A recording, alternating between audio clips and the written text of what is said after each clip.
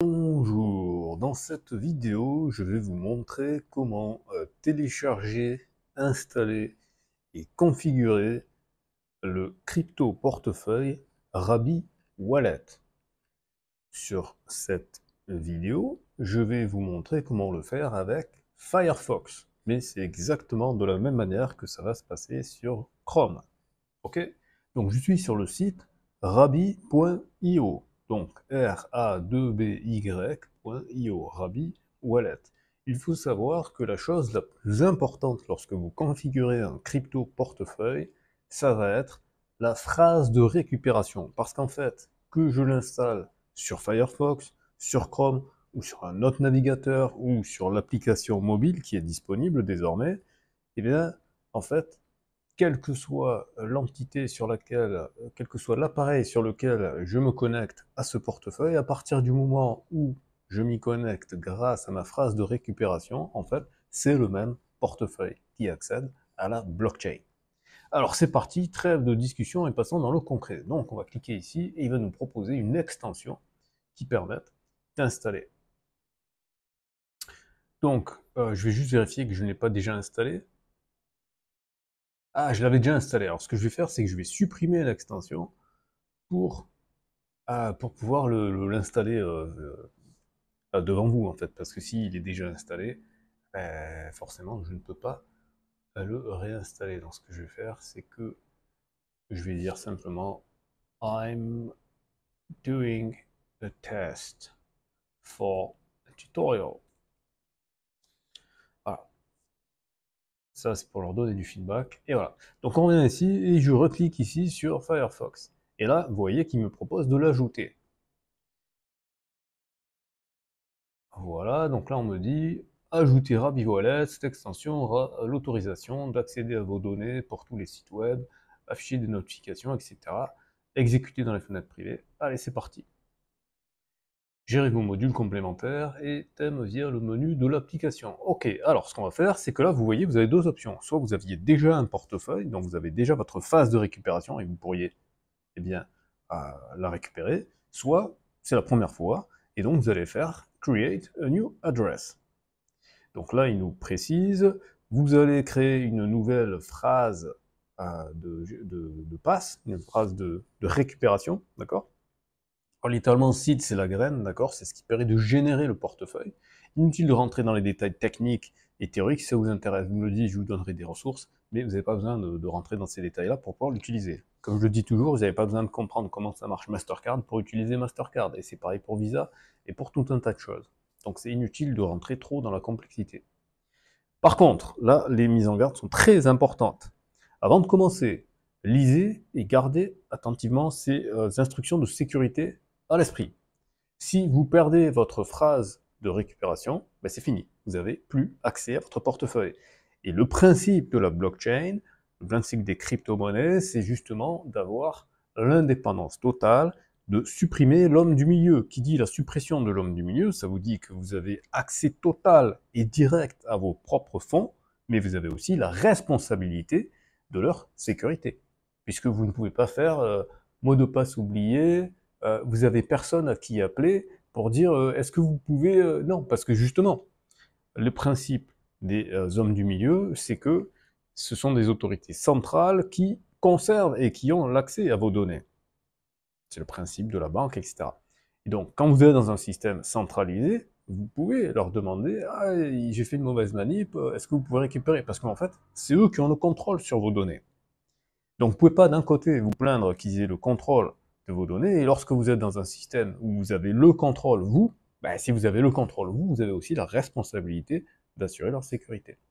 Donc la phrase de récupération, c'est la chose la plus importante à conserver, à ne pas partager, et surtout pas la conserver sur votre ordinateur ou sur n'importe quel appareil qui puisse se connecter à Internet. Donc en fait, il faut prendre la bonne vieille technologie du papier et du stylo. C'est la meilleure façon de conserver votre phrase de récupération. Donc ça, c'est la première chose qui est la plus importante à retenir. S'il n'y a qu'une seule chose à retenir, c'est ça. Donc cette phrase ne doit pas être stockée sur mon ordinateur et Rabby ne peut pas y avoir accès. Personne d'autre ne peut y avoir accès, que vous. Par contre, si on vous vole cette phrase de récupération, bah, la personne qui vous vole ça, elle aura accès à votre compte et en fait, elle pourra bah, liquider vos fonds, tout simplement. Voilà. Vous pouvez désinstaller tout ce que vous voulez, Rabi, comme vous l'avez vu, je peux le désinstaller, le réinstaller ad vitam aeternam à partir du moment où j'ai conservé la phrase de récupération. Donc c'est extrêmement important. Alors ce que je vais faire, je suis en train de créer un portefeuille uniquement de tests, je ne vais pas mettre de fonds dessus. Donc ne faites jamais ce que je suis en train de faire. Parce que je vais montrer la phrase de récupération. Parce que oui, il faut bien écrire à un moment donné. D'accord? Donc au moment où vous créez votre portefeuille, assurez-vous qu'il n'y ait personne derrière vous qui soit capable de noter la phrase de récupération, parce que si une autre personne a noté la phrase de récupération, bah, c'est pareil, d'accord? Donc on va afficher cette phrase de récupération. Donc ici, vous voyez, c'est 12 mots. Alors selon les portefeuilles, des fois ça peut être 24, mais sur Rabi, c'est 12. Parce qu'après, je vais vous montrer dans une autre vidéo comment configurer d'autres portefeuilles. Mais je vous recommande Rabi, puisque à mon sens, c'est le meilleur portefeuille, et je ne suis pas le seul à penser ça. Voilà. Donc, il est important de bien noter le numéro du mot et le mot, parce que après on va vous demander de vérifier certains mots euh, avec un certain ordre. Donc l'ordre est important. Donc moi, ce que je vous recommande dans ces situations-là, c'est vous prenez un cahier, d'accord, parce qu'une feuille volante, c'est la porte ouverte à toutes les fenêtres, vous allez risquer de la perdre. Et c'est d'écrire les mots en majuscules, comme ça évite les ambiguïtés sur les lettres. Et donc vous les notez comme ça. Donc là, ils vous les ont donnés 3 par 3. Vu qu'il y en a 12, on peut aussi faire 4 par 4, parce qu'en plus, c'est des petits mots, donc ça prend pas beaucoup de place comme ça fait 3 lignes. Et puis voilà. Donc, on les écrit tous. Voilà.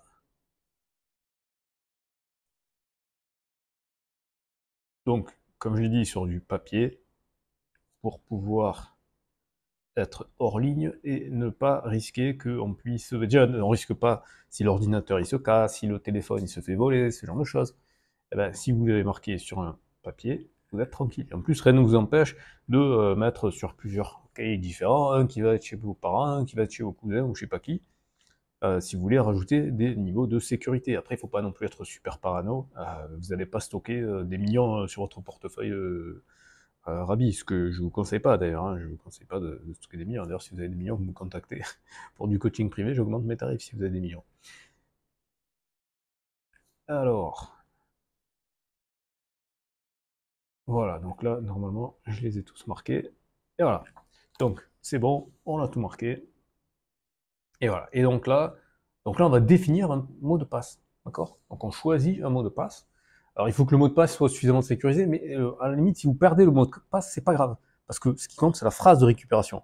Parce que pour retrouver un portefeuille, pour recréer un portefeuille, il vous suffit de la phrase de récupération. Le mot de passe, c'est entre guillemets une mini-sécurité, mais c'est vraiment une mini-sécurité. Donc là, ce que je vais faire, c'est que je vais mettre 2025, parce que les mots de passe, il faut qu'ils aient minimum 8 caractères, et qu'ils aient des chiffres, des lettres, des majuscules, des minuscules, et je vais mettre password. Voilà. 2025 password. Bon, c'est nul comme mot de passe, hein, ne mettez pas ça, mais c'est juste pour faire la démo. Voilà. Donc là, j'ai défini une graine. Parce que vous voyez, seed phrase one, ça veut dire quoi? Ça veut dire qu'en fait, on pourrait définir, si on voulait, plusieurs phrases de récupération au sein du même portefeuille.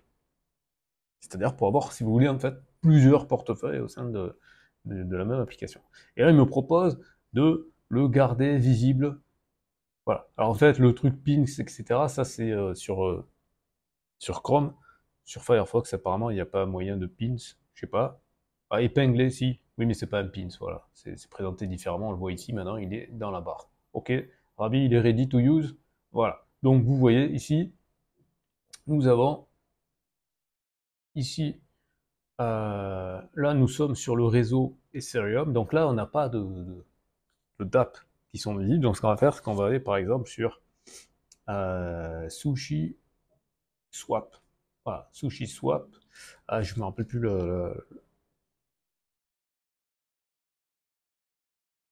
Voilà, donc là, Reject Non-Essential, voilà. Là, je fais Connect Wallet, et là, il reconnaît qu'il y a Warabi Wallet qui est installé. Et après, il me fait d'autres propositions. Il me dit, il y a MetaMask, il y a Coinbase Wallet, il y a Trust Wallet, puis il m'en propose d'autres, hein. Il y a plein de wallets. Donc là, nous, on a Rabi qui est installé, donc on va connecter Rabi. Donc vous voyez, il va se connecter à l'application. Voilà. Bon, pour l'instant, on n'a rien du tout dessus, hein. On n'a pas de fond, hein, donc on va rien pouvoir faire. Mais c'est juste pour vous montrer. Donc là, cette adresse-là, c'est l'adresse de ce portefeuille. Par exemple, si je voulais recevoir, il faudrait que je définisse d'abord sur quelle chaîne je veux recevoir. Donc par défaut, vous voyez qu'on a la chaîne Ethereum.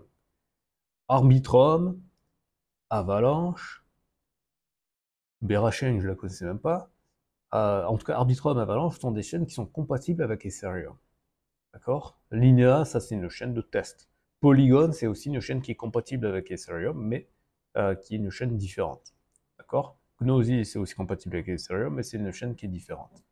Donc, ce que vous allez retenir ici, c'est surtout la chaîne Polygon, parce que dans les outils que j'ai présentés sur cette chaîne et que je vais représenter à nouveau pour aller plus en profondeur, il y en a beaucoup qui ont utilisé Polygon, comme par exemple BinaryX, comme par exemple Bolero, comme par exemple Realty, comme par exemple Rental, comme par exemple Realtix, et comme par exemple, non pas, et c'est tout.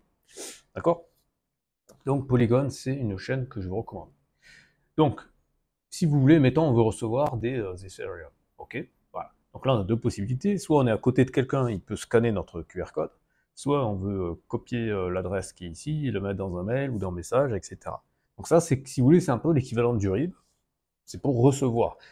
Avec une sécurité supplémentaire, hein, parce que vous avez peut-être entendu parler, au mois de octobre-novembre, il y avait eu des piratages sur les abonnés de Free, parce qu'il y avait eu une fuite de données, et donc il y a des RIB qui avaient été divulgués. Et chose que je ne savais pas, eh ben, avec un RIB, normalement c'est fait pour recevoir de l'argent, mais en fait il y a des manipulations possibles pour pouvoir extraire de l'argent. L'équivalent du RIB qu'on appelle l'adresse publique sur les blockchains, eh ben, elle ne permet pas d'extraire de l'argent. Donc c'est-à-dire que celle-là, vous pouvez la partager où vous voulez, vous pouvez la mettre sur vos réseaux sociaux si vous voulez accepter des dons en crypto-monnaie. Ça peut être un bon moyen pour vous familiariser avec. D'accord? Parce que les crypto-monnaies, à la base, ça sert à acheter et à vendre des choses. D'accord? Voilà. Par contre, il est important de s'assurer que vous êtes sur le bon réseau.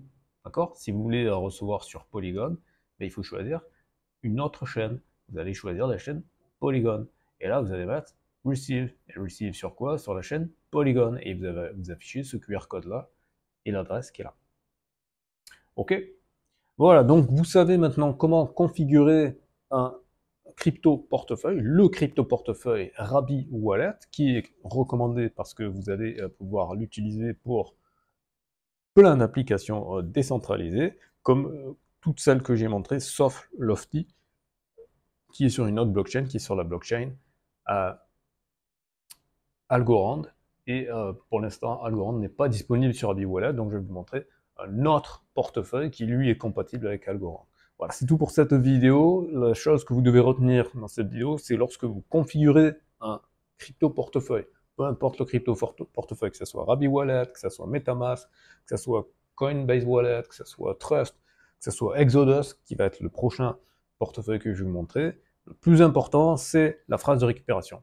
Alors, je joue ici une chose, restez bien jusqu'au bout, je vais refaire la procédure si jamais j'avais perdu mon portefeuille, que je l'avais supprimé. Donc, ce que je vais faire, c'est que je vais enlever ici, je vais aller là, gérer les extensions, et je vais supprimer Rabi Wallet.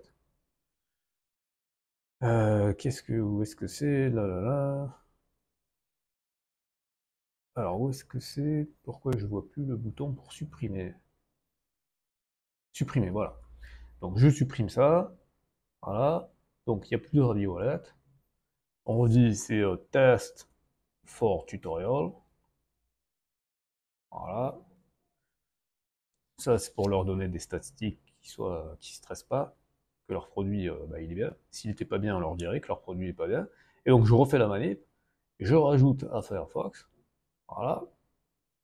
Le portefeuille il a été rajouté. Et là, je vais pas faire create new parce que je vais justement vous montrer comment ça se passe si je veux charger ce portefeuille sur un autre navigateur, sur le même navigateur ou sur mon téléphone. Ce serait pareil dans tous les cas. Vous cliqueriez sur I already have an address. Et c'est là qu'on va utiliser la méthode la plus simple qui est la méthode de la seed phrase, la phrase de récupération. La private key, c'est même pas la peine d'y penser. C'est une suite de caractères hexadécimales super compliquée. C'est impensable de mémoriser ça. La phrase de récupération, ben, c'est les 12 mots qu'on avait vus. Donc je vais les écrire. Kick, voilà. Ensuite, ski. Ensuite, awful. Ensuite, labor. Ensuite, ugly. Ensuite, frame. Ensuite, atom. Ensuite, stage. Ensuite, cancel. Ensuite, February. Ensuite, phone. Et enfin, scoot. Voilà, et là, je fais confirm. Et là, je peux définir le mot de passe que je veux. Je vais remettre le même de toute façon. Voilà. Voilà. Et on a de retour notre portefeuille. Et si vous voulez, vous pouvez mettre pause dans la vidéo au moment où j'avais montré l'adresse, lorsque je l'avais créé, et vous pouvez revenir ici et voir que en fait, bah, c'est la même adresse. Alors moi, je regarde en général les 3-4 premiers caractères et les 3-4 derniers en fait. Parce qu'il est évident que une suite de nombres hexadécimaux, voilà. Surtout que je sais pas combien il y a de caractères, c'est même pas la peine d'y penser, d'essayer de la retenir. Ok? Voilà, donc vous savez comment configurer le portefeuille Rabi Wallet, et dites-moi dans les commentaires si c'est clair.